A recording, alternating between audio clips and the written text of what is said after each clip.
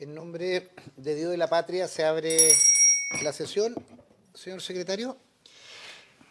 Señor presidente, señoras y señores senadores, esta sesión ha sido convocada el día de hoy de 10 a 11:30 horas para ocuparse de una consulta que se ha remitido a la Comisión de Constitución, Legislación, Justicia y Reglamento por los comités en el sentido de debatir, fijar el curso de la tramitación que se debería seguir, la segunda acusación constitucional que la Honorable Cámara de Diputados acordó dar lugar en contra de la entonces ministra de la Excelentísima Corte Suprema, señora Ángela Vivanco Martínez. El oficio señala lo siguiente, que atendía la resolución adoptada por el Senado en sesión del día 16 de octubre de 2024 respecto de la primera acusación constitucional que fue entablada por la misma referida corporación en contra de la entonces ministra de la Excelentísima Corte Suprema, doña Ángela Vivanco Martínez. Señor presidente, señoras y señores senadores, la Secretaría ha elaborado un anteproyecto de informe para responder esta consulta, previa conversación con sus señorías. Además, en la elaboración de este documento que ustedes tienen a su disposición, se consultó la opinión de algunos profesores de Derecho Constitucional.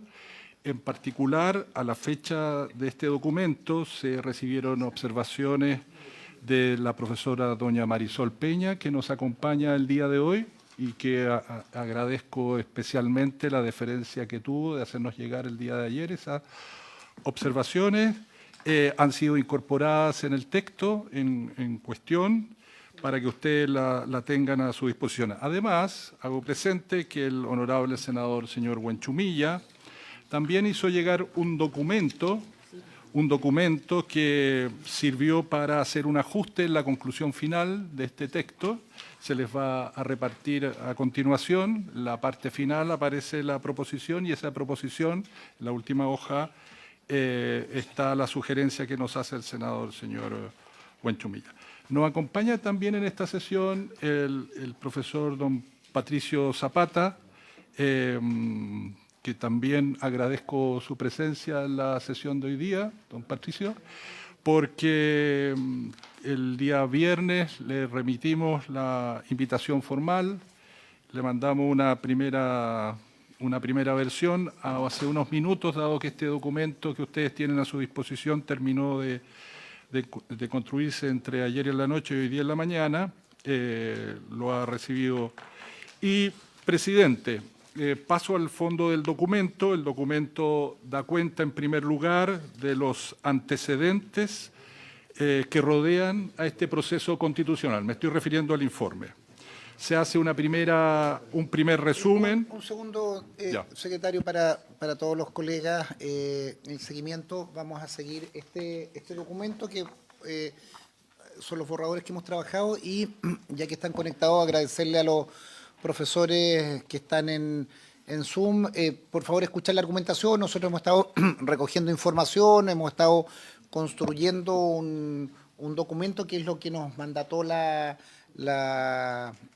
los comités de, como siempre se hace, poder tener un informe por parte de la Comisión de Constitución para resolver una situación que importa consecuencias constitucionales y por lo tanto que nos piden una opinión para la causa, o sea, para la sala a partir de las 12:30. Por eso reiterarle a los profesores el agradecimiento también y les daremos la palabra o ahí nos piden la palabra en algún momento para poder hacerlo a través de Zoom. Eso, señor secretario.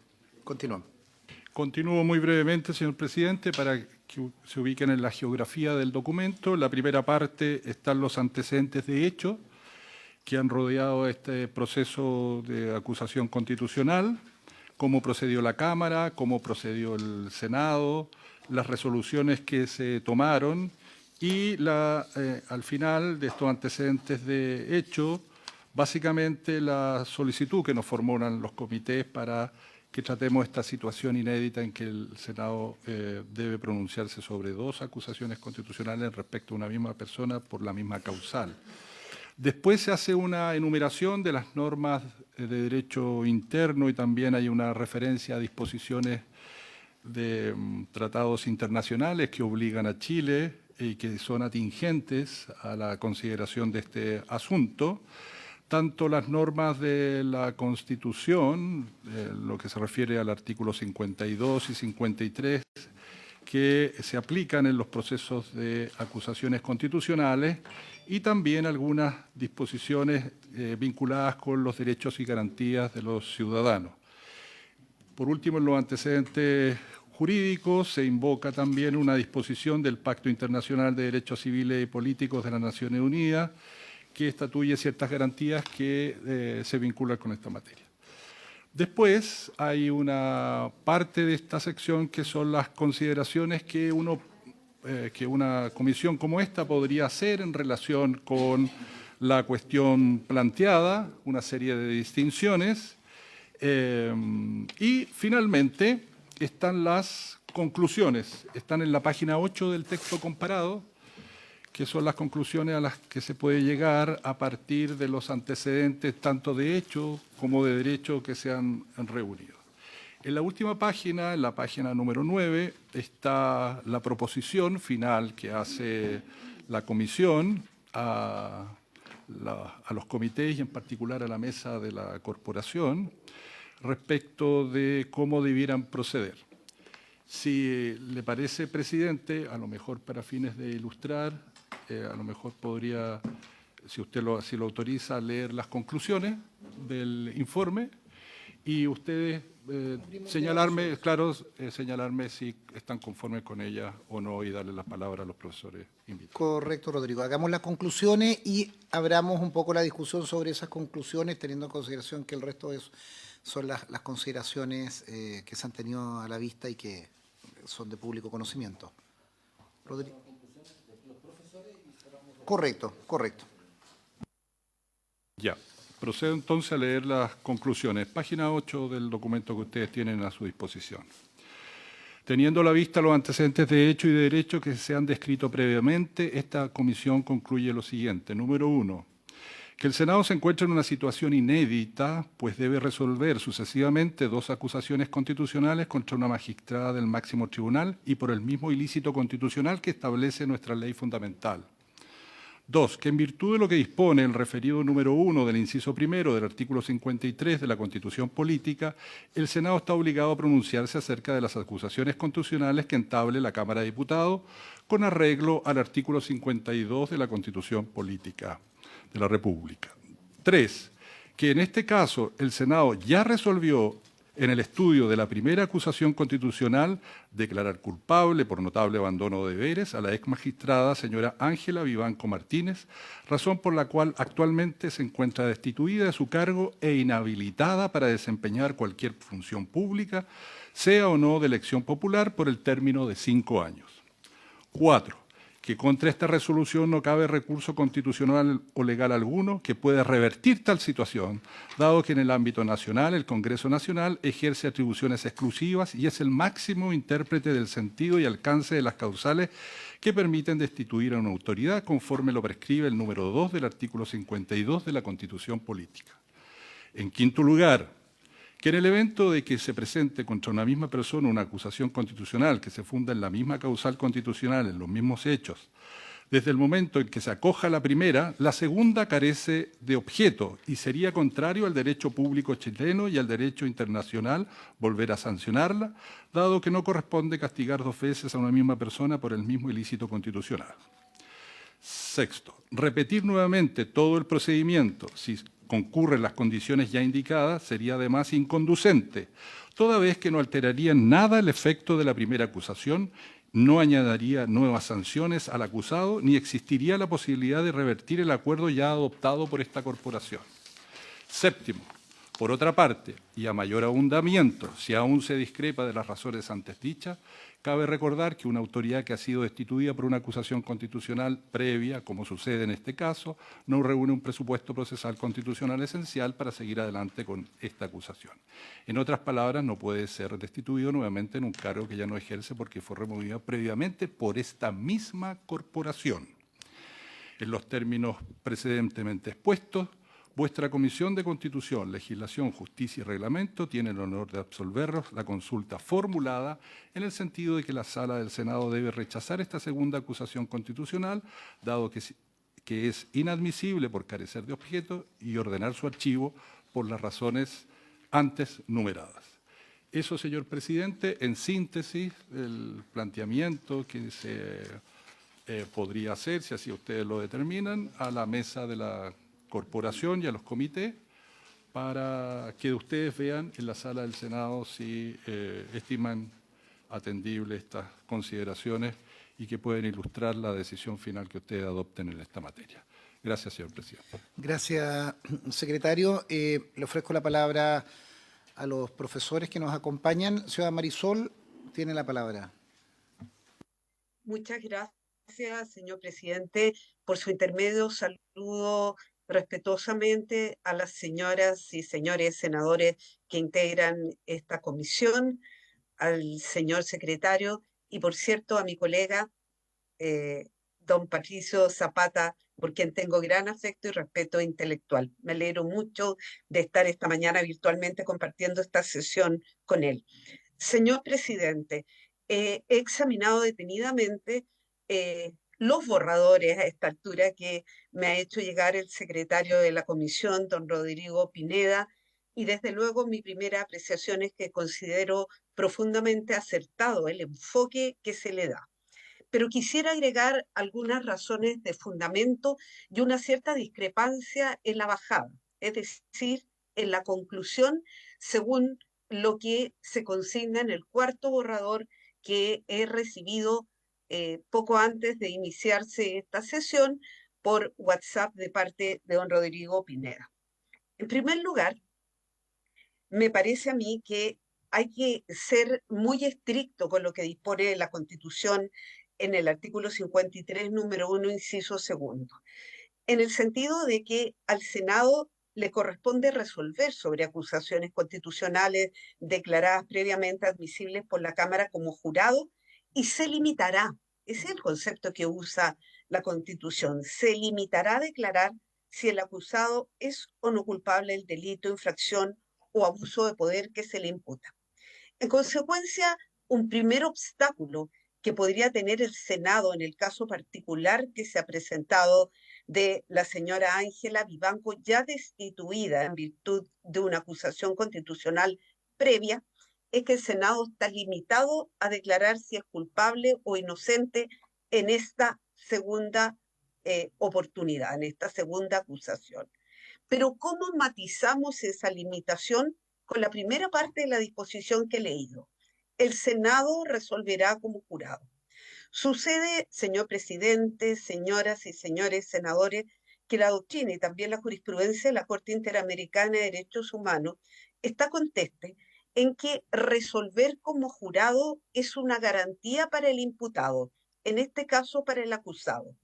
En consecuencia, resolver como jurado significa que el Senado debe desplegar la actividad necesaria para que se respeten los derechos, en este caso, de la persona que fue acusada.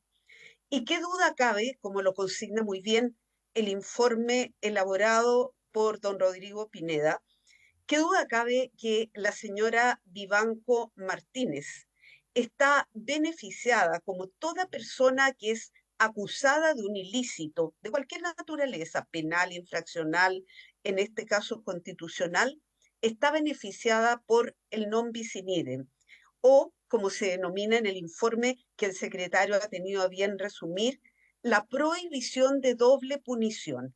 Quiero recordar aquí que el Tribunal Constitucional en sentencia 3385, rol 3385, ha dicho que para que opere este principio del non bis in idem o de prohibición de doble punición, tenemos que encontrarnos situados frente a un concurso de normas punitivas y no de concurso de infracciones. Es decir, aquí no se trata de acumular infracciones, sino que se trataría de acumular penas. Y sucede que la única pena a la que podría, o sanción a la que podría hacerse acreedora la señora Vivanco Martínez, que hoy día es una ciudadana más, es la destitución, que como bien dice el informe, no puede operar, porque ella ya no es ministra de un Tribunal Superior de Justicia y tampoco se encuentra en la situación de haber expirado en el cargo y estar en el lapso de los 3 meses siguientes, que son a mi juicio circunstancias copulativas desde el punto de vista de la admisibilidad de una acusación constitucional. En suma, señor presidente, señoras, señores senadores, yo creo que la forma de abordar este informe es absolutamente correcta. El Senado no puede pronunciarse sobre una segunda acusación de tal forma de acumular una infracción que ya se ha producido, que está materializando sus efectos, tanto la destitución en el cargo como la inhabilidad por 5 años para ejercer o no cargos de elección popular. Y esta garantía, que es el non bis in idem, es plenamente aplicable respecto de la persona acusada. Termino, señor presidente, indicando que tengo una alternativa respecto de la conclusión. De acuerdo a lo que se nos ha leído por el señor secretario, incluyendo la observación del honorable señor Buenchumilla, se diría que se recomienda a la sala del Senado rechazar esta segunda acusación constitucional. Me preocupa el concepto, honorables senadoras y senadores. Creo que la expresión no es rechazar la acusación. Creo que esa expresión sería equívoca.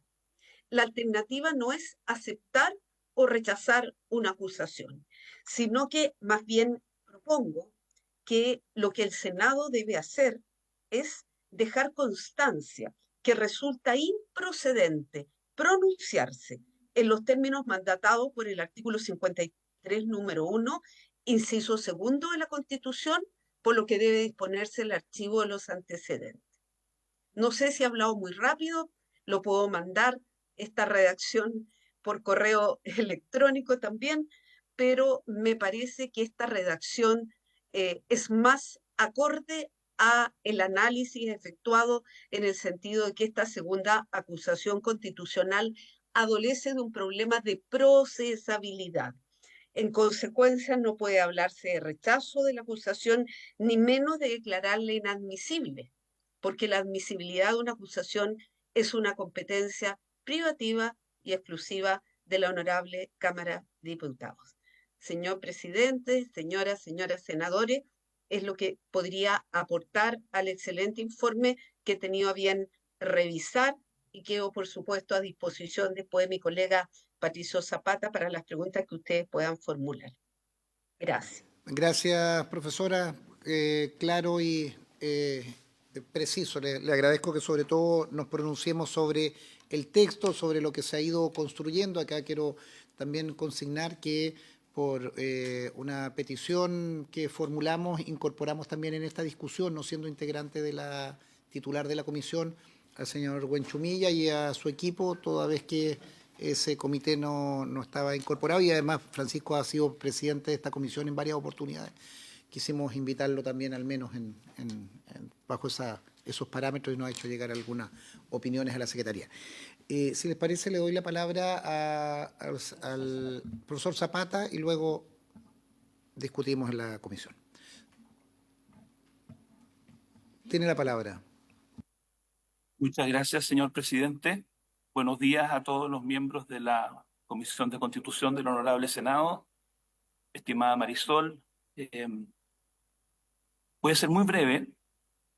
Quiero manifestar mi coincidencia con la conclusión del informe.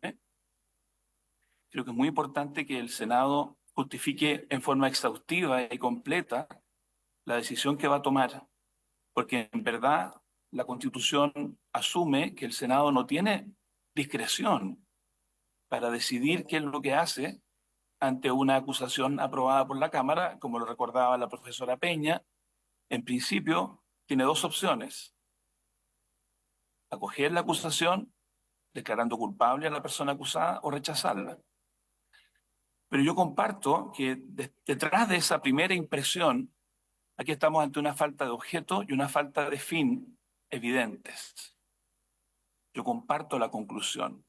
El Senado no puede ni debe acoger la acusación, ni tampoco rechazarla. En ese sentido, comparto con la profesora Peña que el vocablo a usar debiera ser: no se pronunciará formalmente sobre la acusación por carecer ella de objeto o finalidad, y hacerlo en un lenguaje altamente deferente con la Corporación Cámara de Diputados.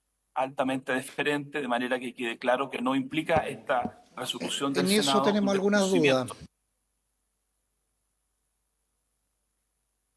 Señor presidente. No, había una duda razonable sobre la última parte de sus palabras, pero continúe.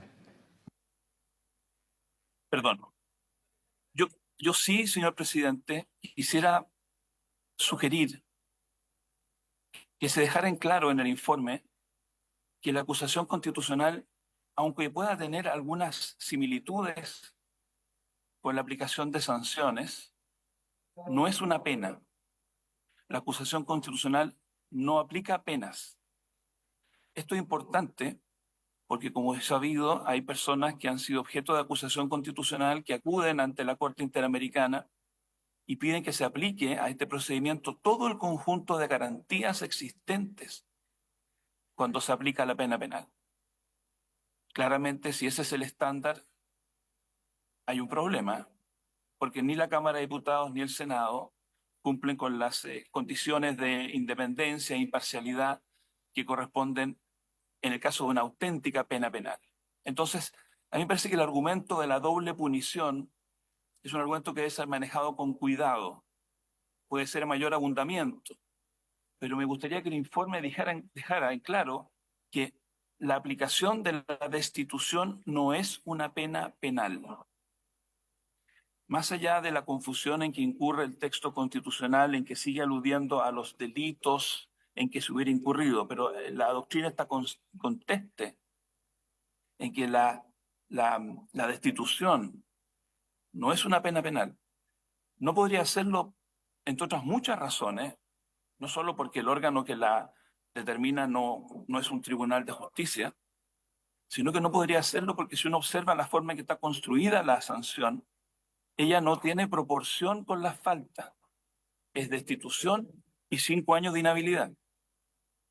No hay proporción, que son las características de la pena.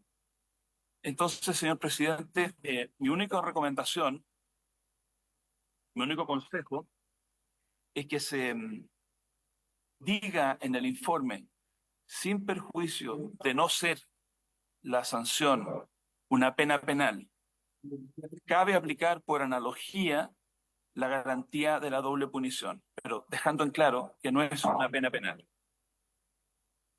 Esa sería mi recomendación, señor presidente. Muchas gracias, profesor, también por la sugerencia, y la Secretaría está tomando nota para efectos de redacción, y le agradezco a ambos profesores que han sido claros, agregando elementos nuevos, pero principalmente de precisión de texto. Y si les parece, colega, nos informaban que el profesor Zúñiga estaba con algún problema de conexión, pero estaba sumándose. Ofrezco la palabra a los honorables colegas. Don Rodrigo. Bueno, gracias, presidente. Bueno, creo que es una buena cosa de que ambos profesores, la profesora Peña y el profesor Zapata, compartan las conclusiones del informe de la Secretaría. Eso me parece básico. Tengo entendido además que entre nosotros también había bastante coincidencia en eso.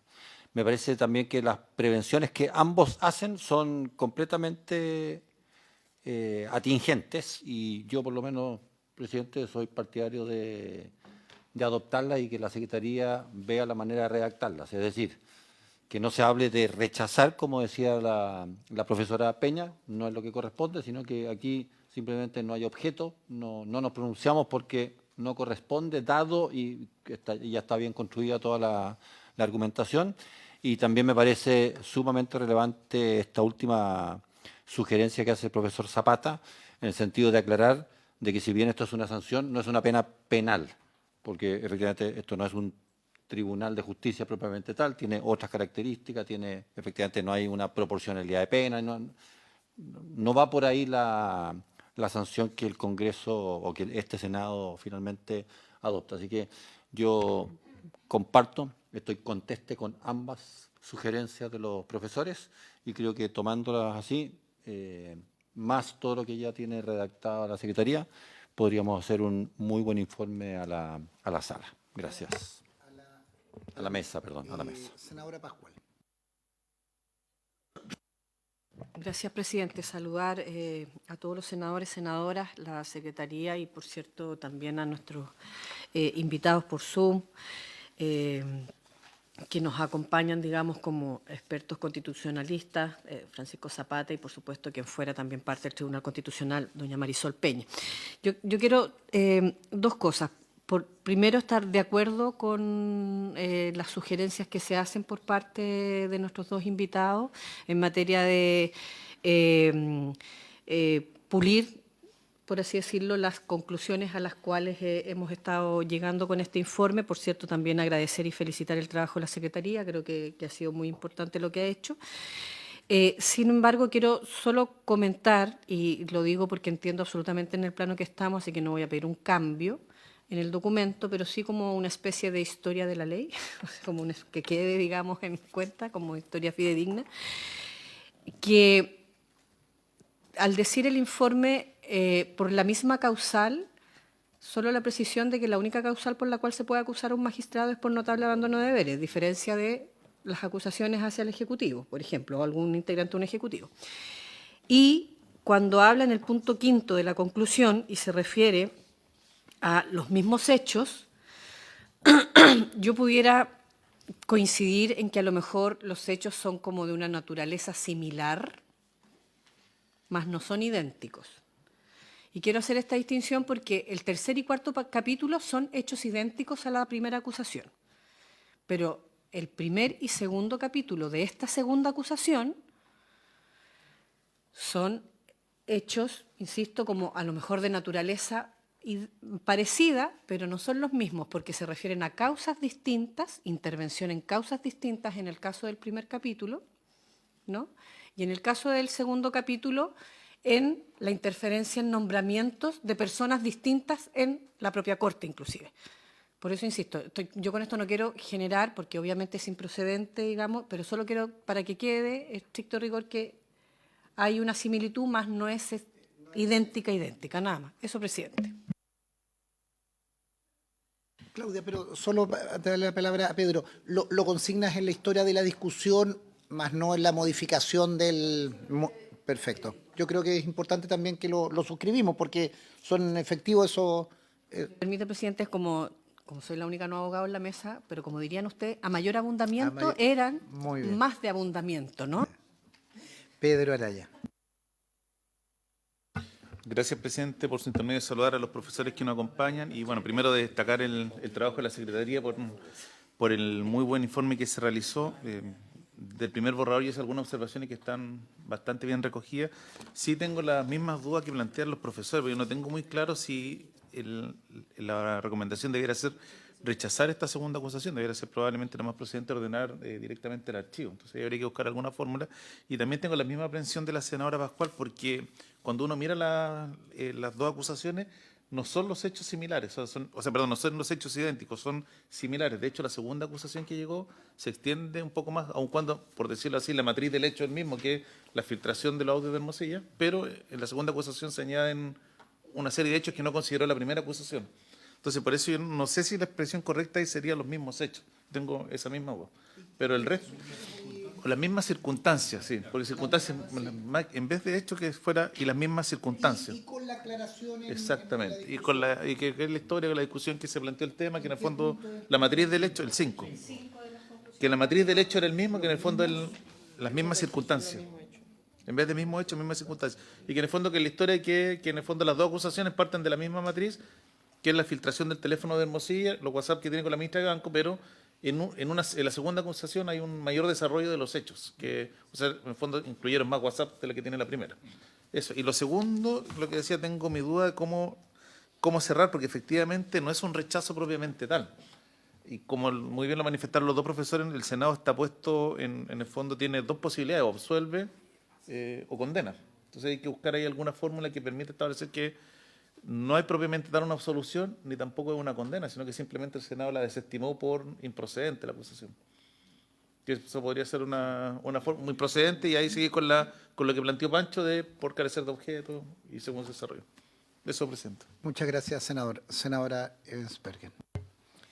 Gracias, presidente. Saludar a los profesores, a los senadores y senadoras y a la Secretaría, por cierto, y a quienes nos acompañan hoy día en la comisión.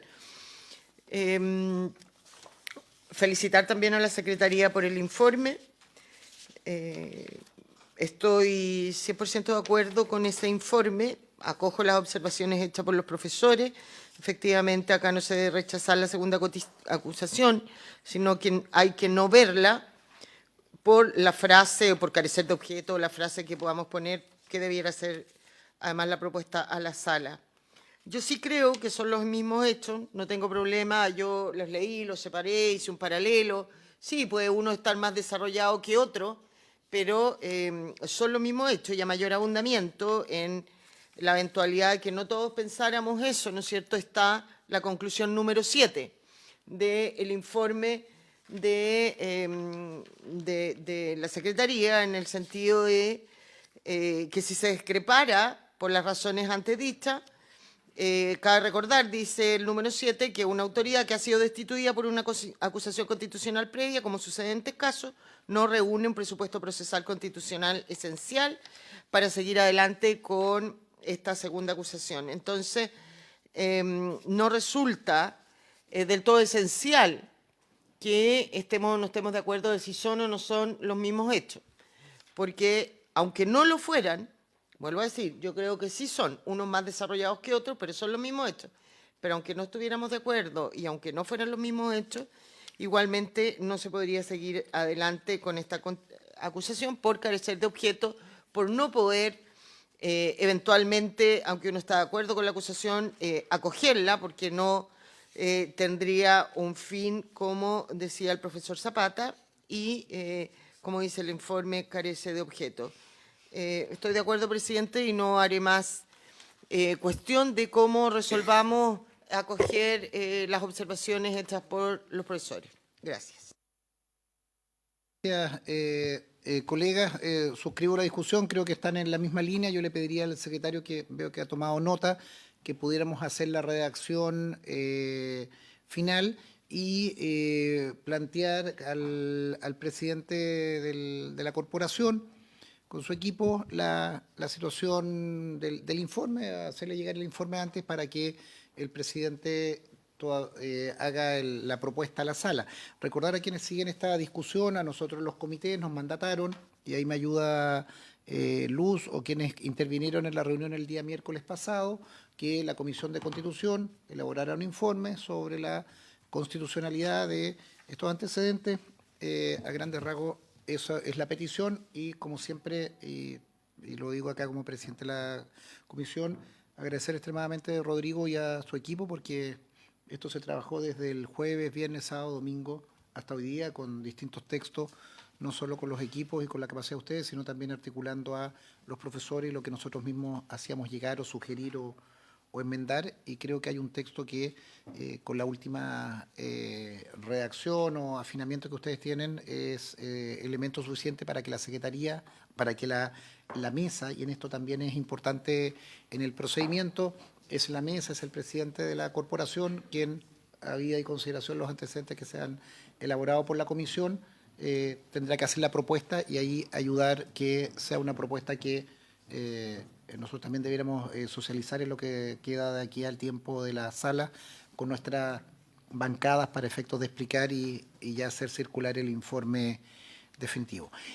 Solo un segundo, Luz, sería bueno al profesor Zúñiga ver si alcanza a sumarse, saludar al secretario general que nos ha acompañado en la discusión de la corporación, don Raúl Guzmán, y inmediatamente Luz, pero sería bueno, toda vez que nos llegó un informe de que Francisco estaba tratando de conectarse, por si hubiera algún elemento, un elemento adicional o también toda vez que él nos ha estado ayudando. Luz, y si puede Rodrigo o alguien de la Secretaría llamarlo, saber a cuánto está de conectarse. Sí, presidente, yo quisiera hacer una observación al margen. No quiero abrir una discusión ni nada, pero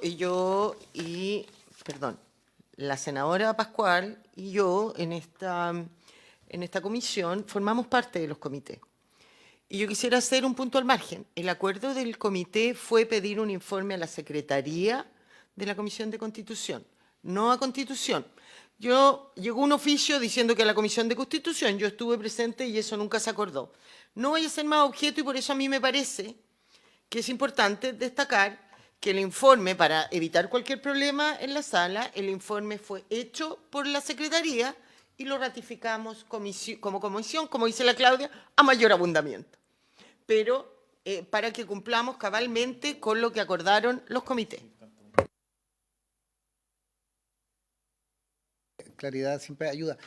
Rodrigo, yo sé que usted va a hacer un resumen, lo que recogió. Me preocupa lo del profesor Zúñiga por un tema de deferencia con él y que no terminemos en algún momento la sesión y no quede consignado. Por eso le pido a la Secretaría o a alguien que por favor lo llame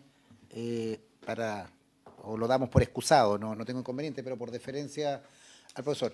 Rodrigo. Sí, señor presidente. La Secretaría ha tomado registro de algunas cuestiones que ustedes han ido conversando y queríamos consignarlas en el informe. La primera de ellas, y yo diría que es la fundamental, respecto a la conclusión, que estamos hablando en la página 9, en el último acápite,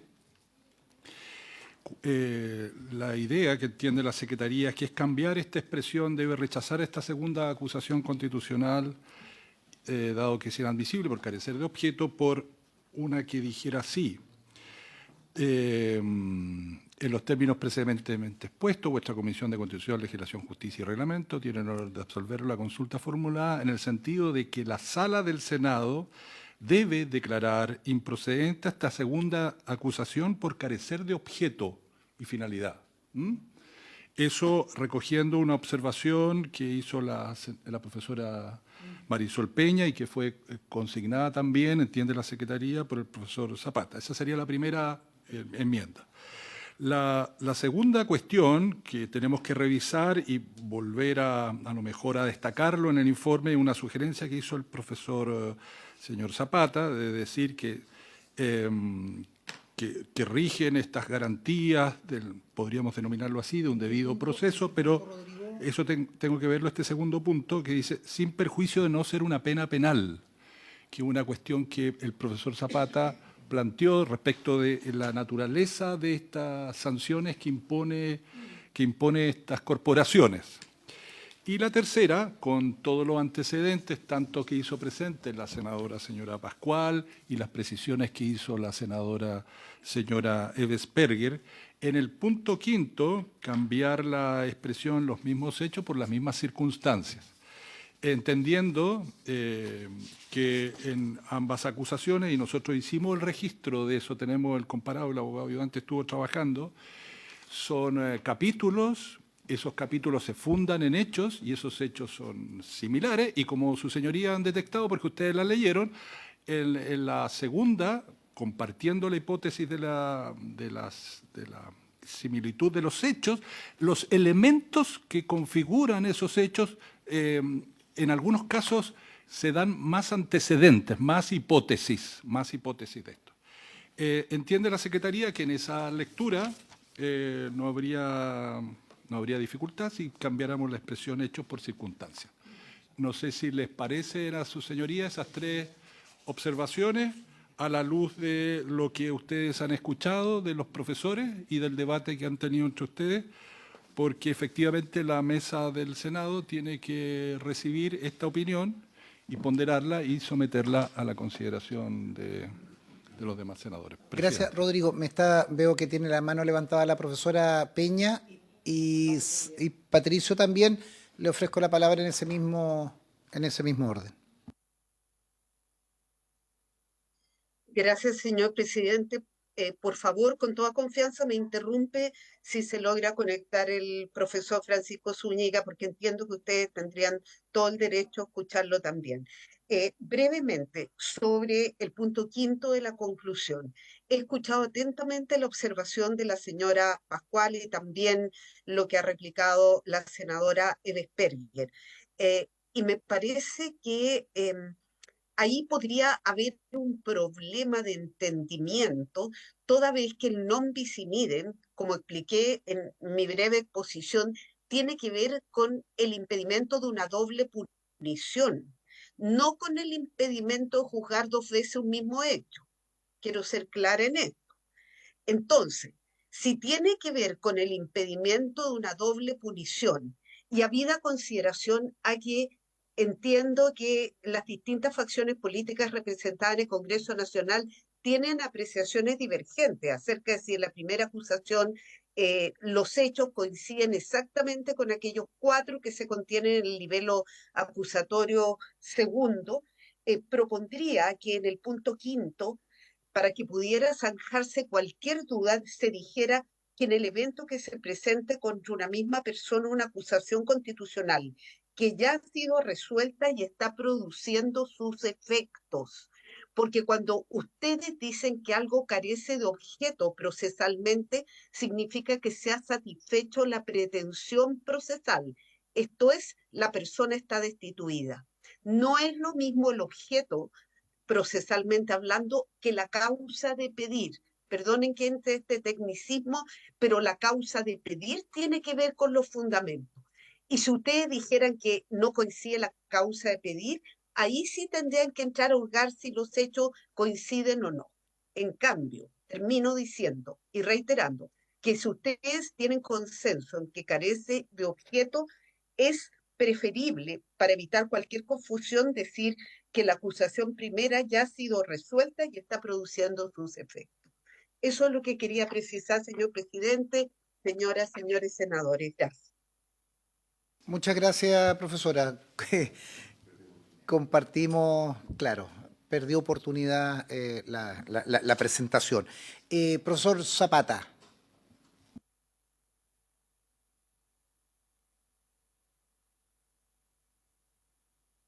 Señor presidente, muy brevemente, quiero manifestar también mi coincidencia con la profesora Peña en el sentido que para los efectos de este informe es indiferente que la segunda acusación en ser aprobada tenga o no los mismos capítulos acusatorios. Sabemos que en este caso la causal, en el caso de los magistrados, es una sola. Pero el día de mañana podría plantearse el problema, en el caso de otras autoridades, en que hay varias causales posibles. El hecho de que haya acusaciones sucesivas dirigidas contra una misma autoridad y las nuevas acusaciones versen sobre causales distintas y o hechos distintos, yo creo que no afecta la conclusión a la que hemos arribado. Este Senado de la República no está obligado a pronunciarse sobre una sucesión de 4, 5 o 6 acusaciones constitucionales por hechos distintos y por causales distintas si ya se pronunció sobre la primera de ellas y ya se completó el efecto, la finalidad de la institución. Podríamos usar la expresión preclusión, pero da lo mismo, digamos. Entonces, transcurridos los 5 años de la inhabilidad, uno podría imaginar que está abierta, por supuesto, la posibilidad de una acusación por hechos nuevos, respecto a los cuales pueda producirse una acusación. ¿Ah? Pero es bien importante, y yo enfatizaba, y con esto termino, explicar esto de la manera más deferente posible con la honorable Cámara de Diputados, porque estrictamente el Senado le está señalando que su segunda votación y hay que decirlo de un modo que no signifique en modo alguno entrometerse o interferir en las facultades de la otra Cámara, ni entrar en discusiones políticas que dividen a los distintos sectores de este Congreso Nacional, pero señalar que este Senado de la República entiende que haber aprobado la primera acusación vuelve, yo digo, por falta de objeto y de finalidad, vuelve improcedente pronunciarse sobre la segunda acusación, sin que eso signifique ningún juicio de ninguna especie, a favor o en contra de los cargos, de los hechos que se incorporan en ese segundo libelo. Muchas gracias. Gracias, profesor. Gracias, profesores. Creo que ayuda en cada uno de los argumentos. Yo creo que la discusión política, y permítame, me está pidiendo la palabra el secretario, pero antes de hacer una reflexión política que creo que la haremos en la sala, que no obedece directamente a este buen razonamiento, es que nosotros tenemos que velar por la rigurosidad de las acusaciones constitucionales. Si bien formalmente cada una cumple su objetivo y por eso salta, nosotros no podemos tampoco permitir, y eso creo que ayudaremos a formar jurisprudencia, que exista una seguidilla de acusaciones y que cada comité o cada grupo parlamentario, los 10 que lo firmen, terminen haciendo una secuencia que hacen un imposible. Yo creo que acá ayudará, al menos en estos antecedentes, y más aún en el caso de esta acusada, o en este caso ya destituida, que se ha hecho una convicción no mayoritaria, sino unánime, al menos en el caso de la votación que se produjo el miércoles, y que también no podemos tensionar o exponer, en este caso al Senado, a situaciones en que podríamos entrar en contradicción. Y por eso reitero, y antes de darle la palabra al secretario, agradecer la disposición de discusión. Creo que aquí hay una discusión jurídica, una discusión de procedimiento, pero también de rigurosidad para efectos de sancionar como corresponde, pero no incurrir en situaciones que, sobre pretexto de alguna ventaja política, sea el gobierno o oposición, se lleven adelante. Por eso yo agradezco mucho la discusión, y también le agradezco a los profesores que han apuntado, nos han precisado, nos han perfeccionado, y que la Secretaría va a recoger. Luz, si me permite, antes que el secretario general nos había pedido la palabra. Don Raúl Guzmán tiene la palabra. Muchas gracias, presidente. Buenos días a las senadoras y senadores, integrantes de la comisión, y a nuestros profesores invitados. Bueno, efectivamente, respecto de este tema se planteó la inquietud la semana pasada, que fue resuelta por los comités al requerir este informe, que se trabajó desde el jueves en adelante, y sin duda se trata de un ejercicio de una acción constitucional que requiere algún pronunciamiento del Senado. Para efecto de precisar un poco el debate que se ha dado respecto del eventual non bis in idem y la reiteración de acusaciones por hechos que pueden estar vinculados a un mismo hecho nuclear, quizás sería oportuno también incorporar, junto con la falta de objeto, la pérdida de la finalidad, también la pérdida de oportunidad que ha tenido ya esta acusación constitucional en relación a la anterior que fue acogida respecto de la misma ministra de la Excelentísima Corte Suprema, por cuanto eventualmente se pudo haber producido una caducidad en cuanto al ejercicio de esta acción y al eventual pronunciamiento que pueda hacer este tribunal. Lo dejo solamente para englobar ese punto y dejarlo de alguna forma bien abordado y cerrado en cuanto a la identidad de hechos, porque pueden tratarse, y como se ha indicado, se han precisado otros hechos, pero en el fondo el hecho nuclear que motiva la acusación constitucional es el notable abandono de deberes, y eso ya fue juzgado y sancionado por este honorable Senado. Eso, señor presidente. Muchas gracias, secretario. Luz. Gracias, presidente. Yo quiero ir un poco más a la parte procedimental y acogiendo lo que dice el profesor Zapata, a lo mejor incluir un numerando, un nuevo número, ¿no es cierto?, respecto de la actuación de la Cámara, porque yo creo que efectivamente la Cámara no podía actuar de otra manera. Las normas sobre acusaciones constitucionales son súper rígidas. Cuando ellos reciben la segunda acusación, todavía no se resolvía sobre la primera. Por lo tanto, no sé, pudiéramos el día de mañana a lo mejor pensar en una reforma constitucional, legal y reglamentaria en el sentido de precaver eso para el futuro y señalar que cuando hay una acusación constitucional en curso y se presenta otra sobre la misma autoridad, la Cámara debiera no seguir avanzando en ella mientras no se resuelva a cabalidad, tanto en la Cámara como en el Senado, sobre la primera. Pero procedimentalmente yo creo que en esta segunda acusación la Cámara debió haber seguido avanzando como lo hizo, porque cuando llega acá, incluso nosotros todavía recibimos antes la segunda acusación que al resolver la primera. Entonces, creo que sí, comparto con el profesor Zapata, ¿no es cierto?, en este caso de salvar la actuación de la Cámara en esta segunda acusación. No tenía alternativa más que seguir, creo yo, avanzando porque no habían resuelto la primera. Gracias, presidente.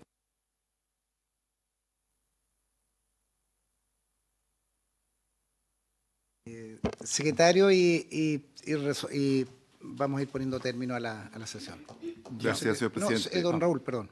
Gracias, señor presidente. Yo creo que la senadora Bensperger, como lo ha indicado también el profesor Zapata, está en lo correcto, porque hoy día el tribunal en estos casos actúa como, en el ejercicio de una función jurisdiccional, como jurado. Y este informe va a ser puesto en conocimiento de la sala y también va a ser puesto en conocimiento de la parte acusadora, que va a estar integrada por las honorables diputadas que integran la comisión designada por la Cámara de Diputados y también por la defensa de la acusada, motivo por el cual en esa oportunidad también se le otorgará, en virtud del debido proceso de la bilateral de la audiencia, la posibilidad de hacer uso de la palabra para efecto de evitar alguna discusión de esta naturaleza. Quizás sea bueno también atender esta consideración que ha hecho la honorable señora Bensperger y el profesor Zapata.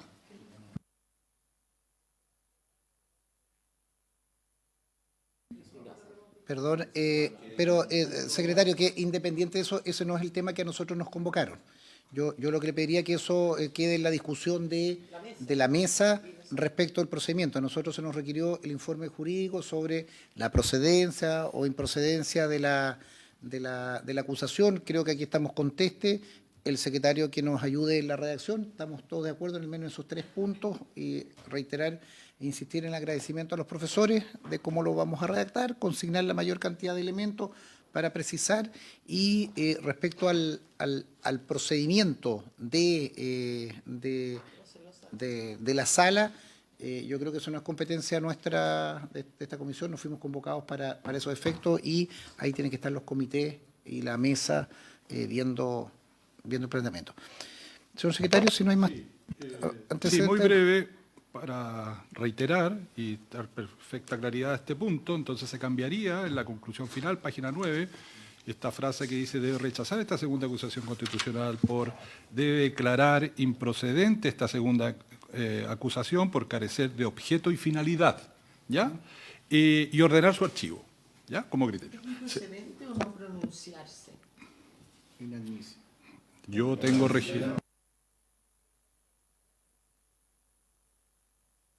Segundo, Pronunciarse sobre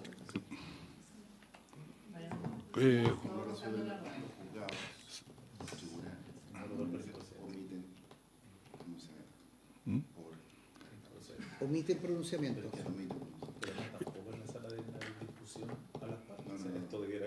Sí, claro. Pero ya. por eso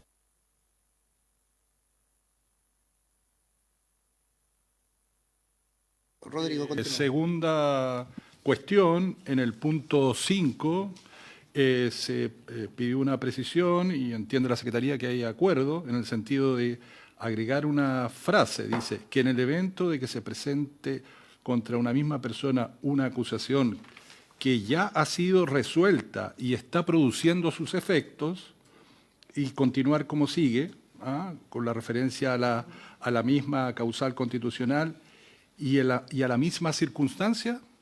Dijo el presidente. ¿Hechos? Díganme ustedes.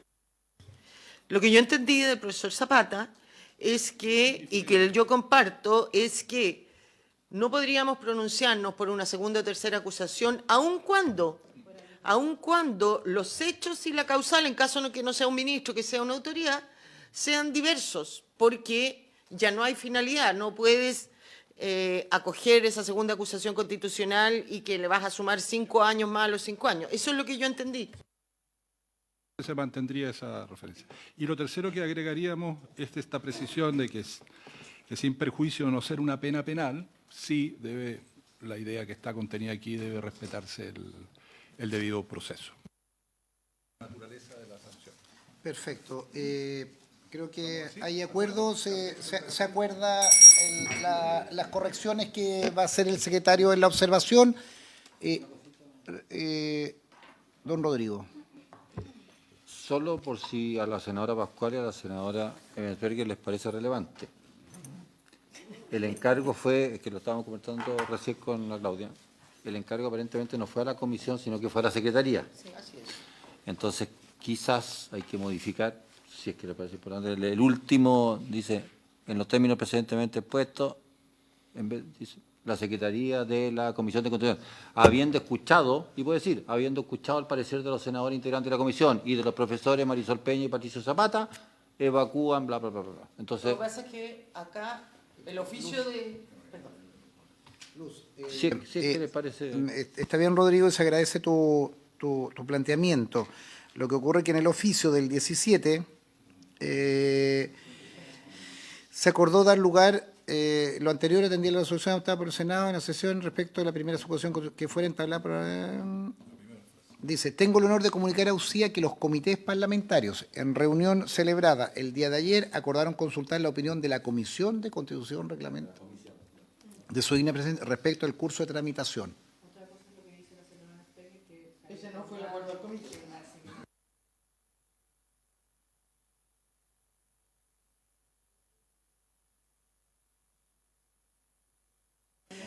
Si le parece, estimado, agradecer.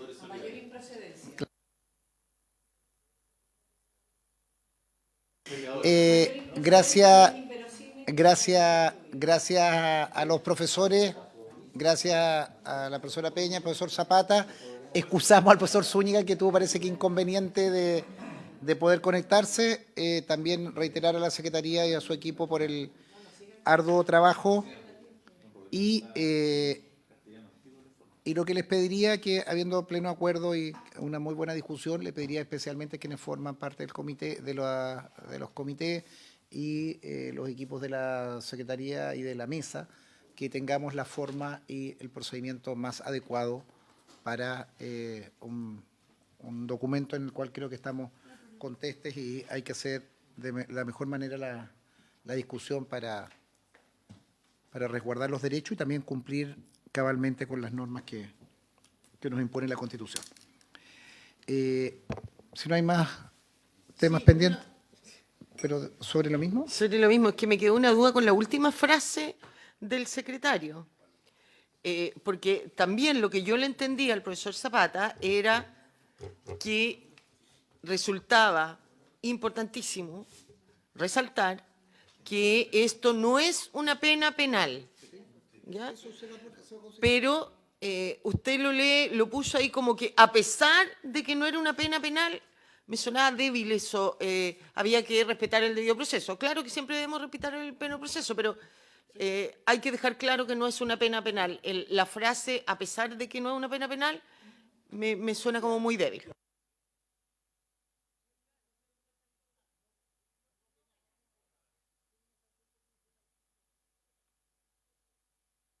Muchas gracias. Habiéndose cumplido el objeto de la sesión, será.